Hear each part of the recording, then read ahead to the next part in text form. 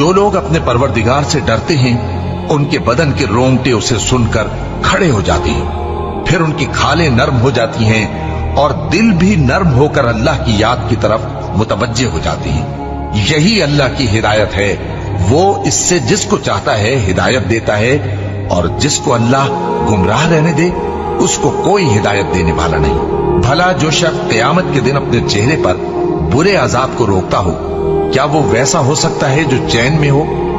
और जालिमों से कहा जाएगा कि जो कुछ तुम करते रहे थे अब उसके मजे चखो। जो लोग इनसे पहले थे उन्होंने भी तकजीब की थी, तो उन पर अजाब ऐसी जगह से आ गया कि उनको खबर ही न थी। फिर उनको अल्लाह ने दुनिया की जिंदगी में रसवाई का मजा चखा दिया और आखिरत का अजाब तो बहुत ही बड़ा है। काश ये समझ रखते। और हमने लोगों के समझाने के लिए इस कुरान में हर तरह की मिसालें बयान की हैं ताकि वो नसीहत हासिल करें।